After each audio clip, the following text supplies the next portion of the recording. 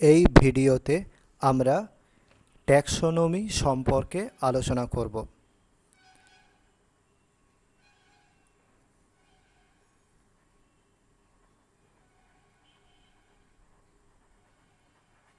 Taxonomy এই শব্দটি দুটি শব্দ থেকে এসছে। একটি গ্রিক শব্দ যেটি হলো ট্যাক্সিস এবং অপরটি হলো নোমোস। ট্যাক্সিস এই কথাটার মানে কি? ট্যাক্সিস কথাটির মানে হলো arrangement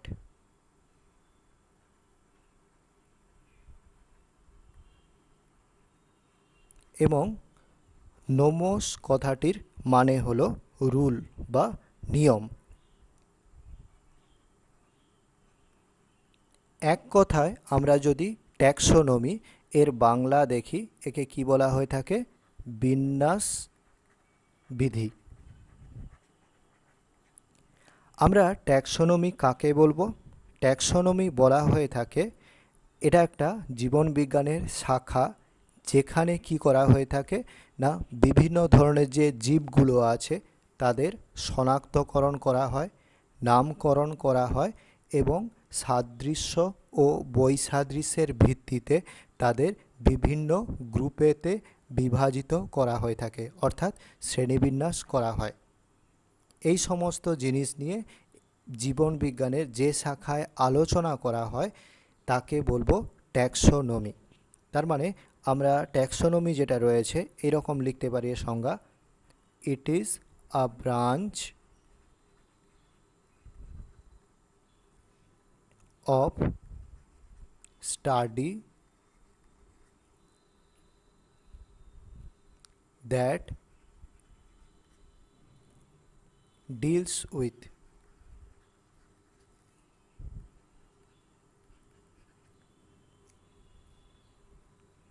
principle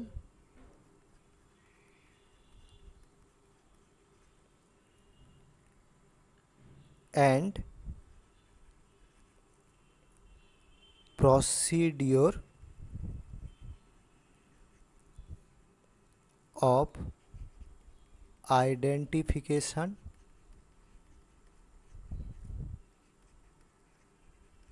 nomenclature,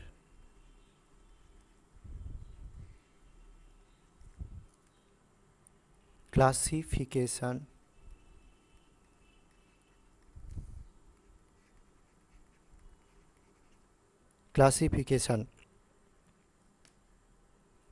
of organism।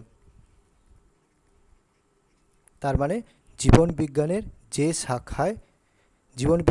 যে শাখায় বিভিন্ন জীবের শনাক্তকরণ, নামকরণ এবং শ্রেণীবিন্যাস সম্পর্কে আলোচনা করা হয় তাকে আমরা ট্যাক্সোনমি বলবো।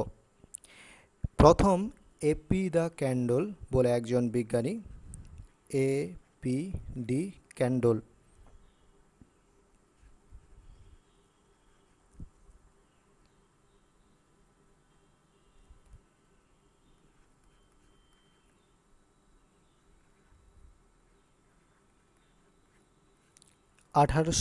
সালে প্রথম এই শব্দটি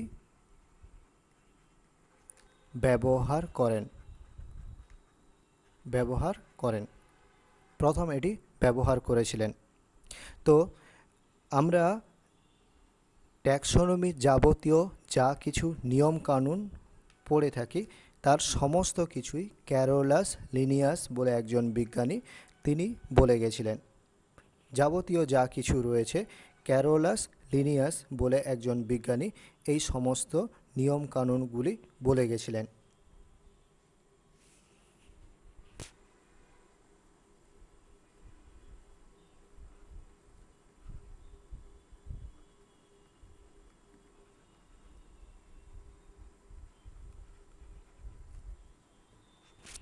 তাই ক্যারোলাস লিনিয়াস যে রয়েছে একে ফাদার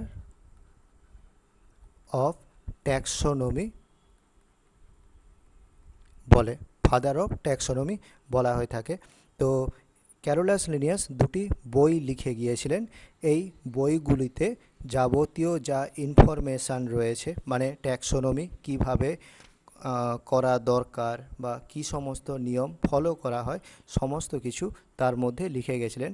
এই দুটো বইয়ের নাম হলো, একটি বইয়ের নাম হলো স্পিসিস প্ল্যান্টারাম, একটি বইয়ের নাম হলো স্পিসিস প্ল্যান্টারাম।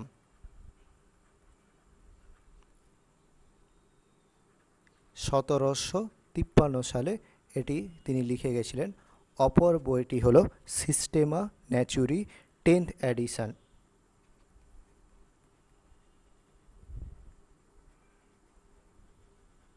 সিস্টেমা ন্যাচুরি 10th এডিশন, এটি 1758 সালে তিনি লিখে গিয়েছিলেন। এই দুটি বইয়ের মধ্যে যাবতীয় যা কিছু ইনফরমেশান ট্যাক্সোনমি সম্পর্কে তিনি বলে গেছিলেন। তো ট্যাক্সোনমির এইগুলোর পাশাপাশি আমাদের আরও একটা বিষয় বা আরও একটা টার্ম সম্পর্কে জানতে হবে, সেটি হলো সিস্টেমেটিক্স। সিস্টেমেটিক্স সম্পর্কে আমাদের জানতে হবে। সিস্টেমেটিক্স আমরা কাকে বলবো না, ট্যাক্সোনমিতে যেমন কি করা হয়ে থাকে না, এটা একটা সায়েন্সের ব্রাঞ্চ যেখানে শনাক্তকরণ, নামকরণ এবং শ্রেণীবিন্যাস এইগুলো সম্পর্কে আলোচনা করা হয়ে থাকে। সিস্টেমেটিক্সে কি করা হয়, এর পাশাপাশি বিভিন্ন জীবের মধ্যে অভিব্যক্তিগত সম্পর্ক কি সেটা নিয়েও আলোচনা করা হয়ে থাকে। এই যে সিস্টেমেটিক্স রয়েছে, এটা যে শব্দ থেকে এসছে, একটা ল্যাটিন শব্দ থেকে এসছে, সেটার নাম হলো সিস্টেমা। সিস্টেমা বলে একটা শব্দ থেকে এসছে। এটার মানে কি, সিস্টেমা এই যে শব্দটি রয়েছে এটার মানে হলো systematic arrangement of organism.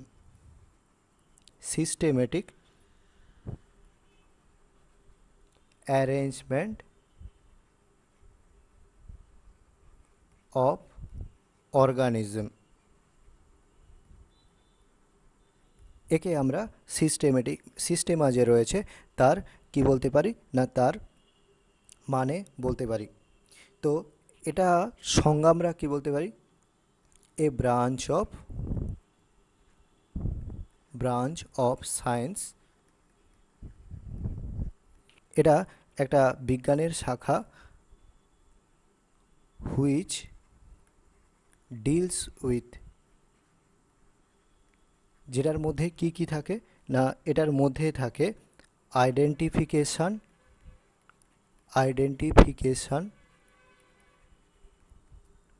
Nomenclature, classification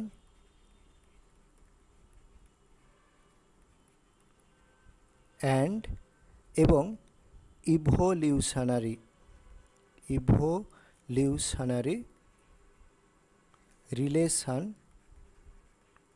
relationship between several organisms. মানে যত ধরনের জীব রয়েছে তাদের মধ্যে অভিব্যক্তিগত সম্পর্ক, এগুলো সিস্টেমেটিক্সে আলোচনা করা হয়ে থাকে। এই যে প্রথম যেগুলো রয়েছে এখানে আইডেন্টিফিকেশান, নোমেনক্লেচার, ক্লাসিফিকেশান, এইগুলো আমরা ট্যাক্সোনমিতেও পেয়েছি, কিন্তু ট্যাক্সোনমিতে সেই অর্থে ইভলিউশনারি রিলেশান, মানে বিভিন্ন যে জীবগুলো আছে তাদের মধ্যে অভিব্যক্তিগত সম্পর্ক কী, কোন ধরনের জীব থেকে কোন ধরনের জীব উৎপত্তি লাভ করেছে সে সম্পর্কে আলোচনা করা হয় না, যেটা সিস্টেমেটিক্সে করা হয়ে থাকে। ঠিক আছে, এই যে সিস্টেমেটিক্সে এখানে ইভলিউশনারি রিলেশনশিপ এই কথাটা লেখা রয়েছে, এটাকে আরও একটা টার্ম আমরা ইউজ করতে পারি, সেটাকে বলা হয় ফাইলোজেনেটিক রিলেশনশিপ। এই কথাটাও কোথাও কোথাও লেখা থাকে। ঠিক আছে, তো এটা গেল সিস্টেমেটিক্স। এবার এরপর আমরা এখানে যে জিনিসটাতে আসব সেটা হচ্ছে কি না, এবার আমরা যেটা নিয়ে আলোচনা করব সেটা হলো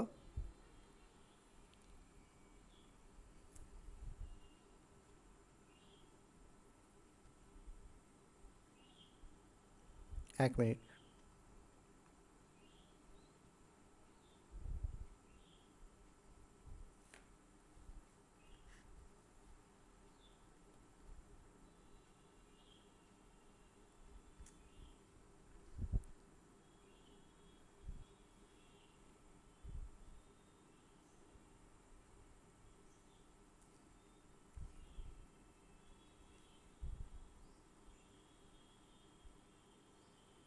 এবার আমরা যেটা নিয়ে আলোচনা করব সেটি হলো ট্যাক্সোনমির উপাদান।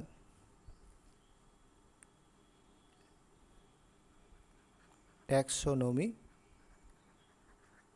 Or stage of taxonomy. ট্যাক্সোনমির ধাপগুলো কী কী বা উপাদানগুলি কী কী। ট্যাক্সোনমি যখন আমরা পড়ব এখানে ধাপগুলো কী কী দাঁড়ায়। এক নম্বরে আইডেন্টিফিকেশান। এক নম্বরে যেটা হয়ে থাকে সেটি হলো আইডেন্টিফিকেশান অর্থাৎ শনাক্তকরণ। দু নম্বরে যেটি আছে সেটি হলো নোমেনক্লেচার। তিন নম্বরে যেটি আছে সেটি হলো ক্লাসিফিকেশান। সেটি হলো ক্লাসিফিকেশান। আর চার নম্বরে যেটি রয়েছে অনেক বইতে থাকে অনেক বইতে থাকে না, সেটা হলো যে সমস্ত জীবগুলোকে আমরা নামকরণ করেছি শনাক্ত করেছি সেগুলোকে কোনোভাবে প্রিজার্ভ করা হয়, কিছু স্যাম্পেলকে সেগুলোকে সংরক্ষণ করে রাখা হয়, বাংলায় বলা হয় প্রামাণ্য দলিল সংরক্ষণ। এটা আমরা এই যে ট্যাক্সোনমিক্যাল এইডস যখন পড়ব তার মধ্যে এটা হচ্ছে পাবো কিভাবে বিভিন্ন জীবগুলোকে শনাক্তকরণ সংরক্ষণ করা হয় ভবিষ্যতে সুবিধার জন্য। তো প্রথমে এই যে আইডেন্টিফিকেশান রয়েছে, আইডেন্টিফিকেশান মানে কি, সাপোজ আমরা এই রকম A B C D E F G এইরকম কয়েকটা জীব রয়েছে, আমি এদের ট্যাক্সোনমি করতে চাই অর্থাৎ ট্যাক্সোনমি থ্রু দিয়ে ক্লাসিফিকেশান করতে চাই। প্রথমে কি করতে হবে, আমরা আইডেন্টিফাই করতে হবে প্রতিটা জীবকে। কীরকমভাবে আমরা আইডেন্টিফাই করব না, একটা স্পেসিফিক কোনো একটা পার্টিকুলার হচ্ছে প্রপার্টিজ যে রয়েছে, স্পেসিফিক যে ক্যারেক্টার রয়েছে তার বেসিসে আমরা প্রতিটা জীবকে আইডেন্টিফাই করব। সাপোজ এদের দেহের বর্ণ, এদের দেহের বর্ণ কি, দেখা গেল প্রথম যে তিনটে আছে এগুলো লাল বর্ণের, তারপরে যে তিনটে রয়েছে এটা গ্রিন কালারের হয়ে থাকে এবং লাস্ট যেটা আছে এটা ব্লু কালারের। তার মানে কি, আমরা কি করলাম না প্রতিটা জীবকে আলাদা আলাদাভাবে আমরা শনাক্তকরণ করলাম। এইরকমভাবে আরও অনেক বৈশিষ্ট্যের ভিত্তিতে আমরা করতে পারি। নেক্সট ধাপ কি হবে না, প্রতিটা জীবের একটা সায়েন্টিফিক নামকরণ করতে হয়। কিভাবে সায়েন্টিফিক নামকরণ করে সেটা তোমরা জানো, মানে বাইনোমিয়াল নোমেনক্লেচারের নিয়ম ফলো করা হয় সেটা সম্পর্কে তোমরা আগেই পড়েছ। লাস্টে কি রয়েছে, ক্লাসিফিকেশান। ক্লাসিফিকেশান মানে কি না, আমরা এই যে বৈশিষ্ট্যের ভিত্তিতে কিছু নির্দিষ্ট বৈশিষ্ট্যের ভিত্তিতে জীবগুলোকে শনাক্ত করেছি, সেই বৈশিষ্ট্যগুলোর সাদৃশ্য বৈসাদৃশ্যের ভিত্তিতে আমরা কি করব না জীবগুলোকে কয়েকটা গ্রুপে ভাগ করব। যাদের গায়ের বর্ণ লাল তাদেরকে আমরা গ্রুপ 1-এর মধ্যে রেখে দিলাম, যাদের গায়ের বর্ণ সবুজ তাদেরকে গ্রুপ 2-এর মধ্যে রেখে দিলাম এবং যাদের গায়ের বর্ণ নীল তাদেরকে গ্রুপ 3-এর মধ্যে রেখে দিলাম। এরকম আরও অনেক বৈশিষ্ট্যের ভিত্তিতে আমরা কি করতে পারি না বিভিন্ন জীবগুলোকে শ্রেণীবিন্যাস করতে পারি।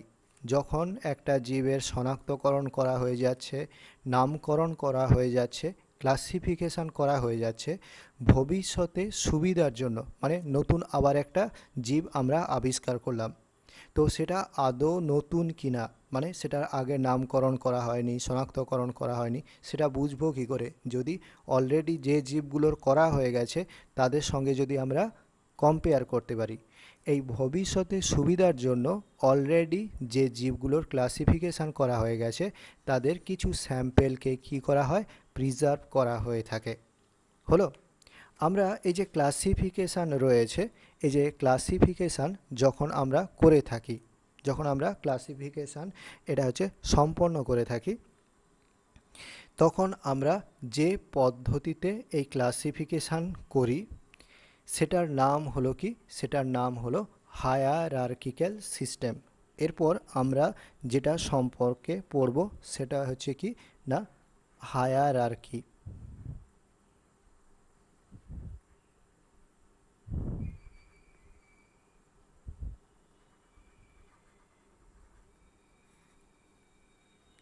হায়ারার্কি এই যে রয়েছে, হায়ারার্কি এটা প্রথম এই সম্পর্কে ধারণা বা মতবাদ যে চালু করেছিল সেটা কে করেছিলেন না হচ্ছে ক্যারোলাস লিনিয়াসই করেছিলেন। এটা ক্যারোলাস লিনিয়াস প্রথম এই হায়ারার্কিক্যাল ক্লাসিফিকেশান যেটা রয়েছে তার প্রবর্তন করেছিলেন। হায়ারার্কি কথার অর্থ কি না, অর্থ হলো বাংলায় সিঁড়ির মতো ধাপ। সিঁড়ির মতো ধাপ। যখন কি করা হয় না বিভিন্ন সাদৃশ্য বৈসাদৃশ্যের ভিত্তিতে জীবগুলোকে ধাপে ধাপে বিভিন্ন গ্রুপেতে ভাগ করা হয়, তাকে আমরা কি বলবো না, তাকে হায়ারার্কি বলবো। তাহলে কি এটা আমরা এরকম বলতে পারি, hierarchy of categories is the classification of organism in a definite sequence of categories in a descending order starting from kingdom to species। তার মানে এই রকম ক্যারোলাস লিনিয়াস যেটা করেছিলেন, যত জীব রয়েছে তার চেনাশোনা যা কিছু জীব ছিল সেগুলোকে কয়েকটা কিংডমে ভাগ করে দেন নির্দিষ্ট বৈশিষ্ট্যের ভিত্তিতে বা সাদৃশ্য বৈসাদৃশ্যের ভিত্তিতে। প্রতিটা কিংডমকে আবার ভাগ করে দিয়েছিলেন ফাইলাম বা ডিভিশানে। ফাইলাম বা ডিভিশানে ভাগ করে দিয়েছিলেন। প্রতিটা ফাইলাম বা ডিভিশান যে রয়েছে সেগুলোকে কয়েকটা ক্লাসেতে ভাগ করে দিয়েছিলেন। প্রতিটা ক্লাসকে আবার অর্ডারে, প্রতিটা অর্ডার একটা অর্ডারকে কী করেছিলেন ফ্যামিলিতে, এবং একটা ফ্যামিলি সেটা আবার কয়েকটা জেনাস, এবং একটা জেনাস কয়েকটা স্পিসিস এখানে কি হয়ে গেছিল না এইরকমভাবে বিভক্ত হয়ে গেছিল। তার মানে এখানে এই যে প্রতিটা রয়েছে কিংডম, ফাইলাম, ক্লাস, এগুলোকে কি বলবো, এগুলোকে বলা হয় ক্যাটাগরি বা কি বলা হয় র্যাঙ্ক বলা হয়। তার মানে এই যে ক্যারোলাস লিনিয়াস যে হায়ারার্কি সিস্টেম শুরু করেছিলেন সেখানে কটা র্যাঙ্ক রয়েছে, কটা না 7টা। হাইয়েস্ট র্যাঙ্ক হলো কিংডম আর লোয়েস্ট র্যাঙ্ক হলো স্পিসিস। এই দুটো হচ্ছে রয়েছে, আমাদের এটা সিকোয়েন্সে মনে রাখতে হবে। কেপিসি অফ জিএস এইরকম টোটাল 7টা র্যাঙ্ক বা ক্যাটাগরি রয়েছে। তবে এখানে আরেকটা জিনিস মনে রাখার, এই যে ফাইলাম টার্মটা রয়েছে এটা মূলত প্রাণীদের ক্ষেত্রে ব্যবহার করা হয় এই টার্মটা, আর ডিভিশন যে টার্মটা রয়েছে এটা মূলত উদ্ভিদের ক্ষেত্রে ব্যবহার করা হয়ে থাকে। ফাইলাম আর ডিভিশন প্রায় একই, কিন্তু যত দিন গিয়েছে এই হায়ারার্কিক্যাল ক্লাসিফিকেশান সিস্টেম তত জটিল হয়ে গেছে। কি করা হয়েছে না এই যে 7টা র্যাঙ্ক বা ক্যাটাগরি রয়েছে সেগুলোকে আবার কি না যেমন কিংডম এটাকে আবার সাব কিংডম এইরকম ভাগে ভাগ করা হয়েছে। ফ্যামিলি সেটাকে আবার ভাগ করা হয়েছে সুপার ফ্যামিলি, সুপার ফ্যামিলি। এইরকম এইরকম অনেকগুলো টার্ম ব্যবহার করে এই ক্যাটাগরি সংখ্যা অনেক বেড়ে গেছে। বর্তমানে সিমসন বলে একজন বিজ্ঞানী রয়েছেন, তিনি যে হায়ারার্কিক্যাল ক্লাসিফিকেশান সিস্টেম তৈরি করেছিলেন তাতে প্রায় 21টার মতো ক্যাটাগরি ছিল। ঠিক আছে, তো এইটা হচ্ছে এখানে রয়েছে। এরপর আমরা এখানে আরেকটা টার্ম জানবো, সেটা হলো ট্যাক্সা বা ট্যাক্সন। ট্যাক্সা বা ট্যাক্সন, এক কথায় আমরা ট্যাক্সা বা ট্যাক্সন কাকে বলতে পারি না এই যে র্যাঙ্ক বা ক্যাটাগরির উদাহরণগুলো আছে, নামগুলো আছে, সেইগুলোকে আমরা ট্যাক্সা বা ট্যাক্সন বলতে পারি। যেমন উদাহরণ হিসাবে বলতে পারি কিংডম হলো একটা ক্যাটাগরি বা র্যাঙ্ক। কিংডমের নাম কি, যেমন মোনেরা, এটা একটা কিংডমের নাম। প্রোটিস্টা এটা একটা কিংডমের নাম। তার মানে এই যে মনেরা, প্রোটিস্টা, এইগুলোকে আমরা কি বলবো? ট্যাক্সন বা ট্যাক্সা। যে কোনো ক্যাটাগরির যে নামগুলো হয়ে থাকে সেইগুলোকে আমরা ট্যাক্সন বা ট্যাক্সা বলতে পারি। তবে আমরা কমন সেন্সে ক্যাটাগরি আর ট্যাক্সন একই সেন্সে কখনো কখনো ইউজ করে থাকি, কিন্তু অ্যাকচুয়ালি একই টার্ম নয়। হলো? তো এটা হায়ারার্কিক্যাল ক্লাসিফিকেশন সিস্টেম সম্পর্কে গেল। আশা করি এর মধ্যে কোনো অসুবিধা হবে না। আমরা নেক্সট এরপর যেটাতে যাব সেটা হচ্ছে কি না, ট্যাক্সোনমিতে এইখানে পরপর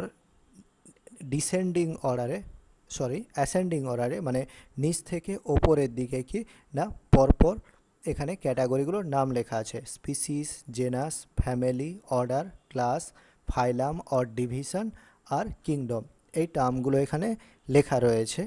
এবার আমরা কি করব না, প্রতিটা সম্পর্কে, প্রতিটা যে স্পিসিস রয়েছে, এই যে যত কিছু রয়েছে এইগুলো সম্পর্কে আলোচনা করব। প্রথমে এখানে সবথেকে স্মল যে ক্যাটাগরি স্পিসিস, এইটা নিয়ে আমরা আলোচনা করব। স্পিসিসের আমরা সংজ্ঞা কাকে বলতে পারি, মানে সংজ্ঞা কি না, a group of individual having fundamental similarities and successful reproduction takes place among themselves. মানে একটা অঞ্চলে যে সমস্ত জীবগুলো একই রকম দেখতে হয়, বাহ্যিক দিক থেকে এরা একই রকম বৈশিষ্ট্য বা একই রকম দেখতে হয়, এবং যারা পরস্পরের সঙ্গে প্রজননক্ষম, মানে যে সমস্ত জীব গোষ্ঠীগুলো নিজেদের মধ্যে প্রজনন সম্পন্ন করতে পারে তাদেরকে আমরা কি বলবো? স্পিসিস বলবো। যদি একটা জীব আর একটা জীবের সাথে প্রজননগত সম্পর্ক স্থাপন না করতে পারে তাহলে আমাদের ধরে নিতে হবে তারা পরস্পর আলাদা স্পিসিস। ঠিক আছে? তাহলে এইটা হচ্ছে স্পিসিসের সংজ্ঞার মধ্যে রয়েছে। স্পিসিস এই যে টার্মটা রয়েছে, প্রথম যে বিজ্ঞানী এটা ব্যবহার করেছিলেন তার নাম হলো জন রে।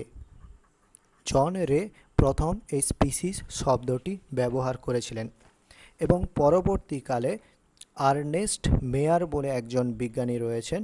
তিনি কি করেছিলেন না, তিনি বায়োলজিক্যাল স্পিসিসের কনসেপ্ট দিয়েছিলেন। তাহলে এখানে আমরা স্পিসিস যেটা রয়েছে, আমরা স্পিসিস কাকে বলতে পারি না, বাইরের দিক থেকে সাদৃশ্যযুক্ত এবং পরস্পরের সহিত প্রজননক্ষম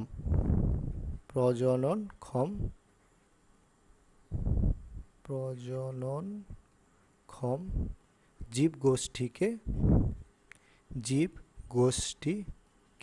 স্পিসিস বলে। ঠিক আছে? জীবগোষ্ঠীকে স্পিসিস বলা হয়ে থাকে। তবে পরবর্তীকালে এই যে একদম প্রথম দিকে যখন স্পিসিসের সংজ্ঞা দেওয়া হয় তখন বাহ্যিক যে সাদৃশ্য বৈসাদৃশ্য তার ওপর জোর দেওয়া হয়েছিল। পরবর্তীকালে এই বায়োলজিক্যাল কনসেপ্ট অফ স্পিসিস, এইটার আসে, এই মতবাদ আসে। এটার মানে প্রবক্তা ছিলেন আর্নেস্ট মেয়ার বলে একজন বিজ্ঞানী। এই বায়োলজিক্যাল কনসেপ্ট অফ স্পিসিসের প্রবক্তা ছিলেন। ইনি প্রথম বলেছিলেন যে কোনো জীবগোষ্ঠীকে তখনই স্পিসিস বলা হবে যদি তারা পরস্পরের সহিত আন্তঃপ্রজননক্ষম হয়। যখন প্রজননগতভাবে বিচ্ছিন্ন হয়ে যাবে তখন ধরে নিতে হবে যে একটা জায়গা থেকে দুটো স্পিসিস তৈরি হয়ে গেছে। ঠিক আছে? এরপরে এখানে এই যে বায়োলজিক্যাল কনসেপ্ট অফ স্পিসিস রয়েছে এর একটা সীমাবদ্ধতা রয়েছে। সীমাবদ্ধতা মানে কি না, এখানে এই বায়োলজিক্যাল কনসেপ্ট অফ স্পিসিসের মাধ্যমে আমরা সমস্ত অণুজীবের ক্ষেত্রে স্পিসিসের ধারণা দিতে পারি না। যেমন একটা ব্যাকটেরিয়া দ্বিবিভাজন পদ্ধতিতে দুটো ব্যাকটেরিয়া তৈরি করলো, সেখান থেকে আরও এইরকম দুটো ব্যাকটেরিয়া তৈরি হলো, এরকম ক্রমশ ব্যাকটেরিয়ার সংখ্যা বাড়তে থাকে। তার মানে হিসাব মতো এই কোনো একটা মানে একটা ব্যাকটেরিয়া, তার অনেকগুলো ব্যাকটেরিয়া আছে, প্রতিটা ব্যাকটেরিয়া একটা একটা করে প্রজাতি তৈরি করবে, যেটা অ্যাকচুয়ালি নয়। ঠিক হলো, ঠিক আছে। তো এটা এই যে বায়োলজিক্যাল কনসেপ্ট অফ স্পিসিস রয়েছে তার একটা ব্যতিক্রম, যে যে সমস্ত জীবগুলো যৌন জনন সম্পন্ন করে তাদের ক্ষেত্রে বায়োলজিক্যাল কনসেপ্ট অফ স্পিসিস প্রযোজ্য, কিন্তু যে সমস্ত অণুজীবগুলো অঙ্গজ জনন বা অযৌন জনন এগুলো সম্পন্ন করে তাদের ক্ষেত্রে এই স্পিসিসের যে বায়োলজিক্যাল কনসেপ্ট সেটা প্রযোজ্য হয় না। ঠিক আছে, তাহলে এখানে কি কি আমাদের মনে রাখতে হবে, স্পিসিস কাকে বলে সেটা মনে রাখতে হবে, বায়োলজিক্যাল কনসেপ্ট অফ স্পিসিস কি আর কোন বিজ্ঞানী এটা বলে গেছিলেন, আর বায়োলজিক্যাল কনসেপ্ট অফ স্পিসিসের সীমাবদ্ধতা বা লিমিটেশন কোথায়। এখানে আমরা আরও একটা টার্ম পড়ব, সিবলিং স্পিসিস বলে। সিবলিং স্পিসিস বলে একটা হচ্ছে আমরা টার্ম পড়ব। সিবলিং স্পিসিস কাকে বলে না, দুটো প্রজাতি রয়েছে যারা বাহ্যিক দিক থেকে একই রকম দেখতে কিন্তু আন্তঃপ্রজননক্ষম নয়, এদেরকে কি বলা হয়, সিবলিং স্পিসিস। তাহলে বাহ্যিক দিক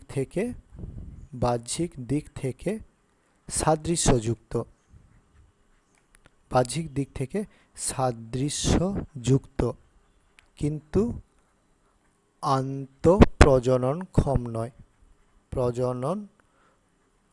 নয়, একে কি বলা হয়, একে সিবলিং স্পিসিস বলা হয়। যেমন আমরা বলতে পারি হচ্ছে গাধা আর হচ্ছে ঘোড়া, ঠিক আছে, বা বাঘ ও সিংহ, এরা সিবলিং স্পিসিসের উদাহরণের মধ্যে আসে। হবে, তো এটা গেল সিবলিং স্পিসিস, এটাও আমাদের মনে রাখতে হবে। নেক্সট আমরা যেটা পড়ব, এখানে অনেকগুলো উদাহরণ দেওয়া রয়েছে, যেমন প্যান্থেরা ট্রাইগিস, প্যান্থেরা লিও। তো বাঘ, সিংহ কিংবা এগুলোর কি রয়েছে না, এখানে প্রজাতি নাম দেওয়া রয়েছে।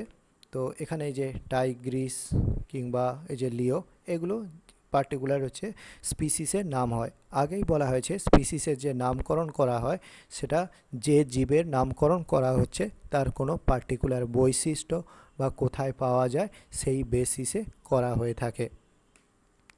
নেক্সট আমরা প্রজাতির পর যেটা হচ্ছে পড়ব সেটা হলো জেনাস। অনেকগুলো প্রজাতি মিলে একটা জেনাস তৈরি হয়ে থাকে। Genera are aggregate of closely related species, যে স্পিসিসগুলো সাদৃশ্যযুক্ত হয়ে থাকে তারা এরকম একাধিক স্পিসিস মিলে একটা জেনাস তৈরি হয়ে থাকে। সেকেন্ড যেটা পয়েন্ট আছে, group of related species with more character in common than species of other genera, মানে একটা জেনাসের মধ্যে যে সমস্ত স্পিসিসগুলো আছে তাদের মধ্যে অনেক ক্যারেক্টার কমন থাকে। যেমন এখানে দেওয়া রয়েছে প্যান্থেরা লিও মানে সিংহ, প্যান্থেরা পারডাস মানে লিপার্ড, আর প্যান্থেরা টাইগ্রিস মানে বাঘ। এরা সবাই প্রজাতি আলাদা কিন্তু একই জেনাসের মধ্যে এরা পড়ে। ঠিক আছে, তো এটা হচ্ছে রয়েছে। নেক্সট আমরা আসবো জেনাসের পর যেটা রয়েছে সেটা হলো ফ্যামিলি।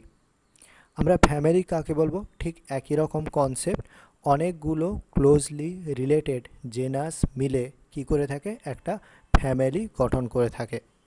যেমন এখানে দেওয়া রয়েছে সোলানেসি ফ্যামিলি, এর মধ্যে কি কি আছে, সোলেনাম, পিটুনিয়া, ডাটুরা, এরকম বিভিন্ন ধরনের জিনাসগুলো এর মধ্যে অবস্থিত। এরপর কি আছে, অর্ডার, অনেকগুলো ফ্যামিলি মিলে, সিমিলার ফ্যামিলি মিলে কি হয়ে থাকে না অর্ডার তৈরি হয়ে থাকে। এরপর রয়েছে অর্ডারের পর ক্লাস, একই রকমে অনেকগুলো অর্ডার রয়েছে যেগুলো সাদৃশ্যযুক্ত, সেগুলো মিলে কি হয় ক্লাস তৈরি হয়। যেমন এখানে একটা ক্লাসের নাম লেখা আছে ম্যামেলিয়া বা স্তন্যপায়ী। ঠিক আছে, এই যে স্তন্যপায়ী রয়েছে এর মধ্যে আবার অনেক ভাগ রয়েছে। এর ওপরে রয়েছে ফাইলাম বা ডিভিশন, অনেকগুলো ক্লাস মিলে একটা ফাইলাম বা ডিভিশন তৈরি করে থাকে। যেমন একটা ফাইলামের নাম হলো করডাটা। ঠিক আছে, এই করডাটা যে রয়েছে তার মধ্যে অনেকগুলো ক্লাস রয়েছে, অ্যামফিবিয়া, রেপটিলিয়া, ম্যামালিয়া, এরকম অনেকগুলো ক্লাস মিলে কি হয়ে থাকে, এখানে কি হয়ে করডাটা তৈরি হয়ে থাকে। নেক্সট এরপর সবথেকে বড় যেটা রয়েছে সেটা হলো কিংডম।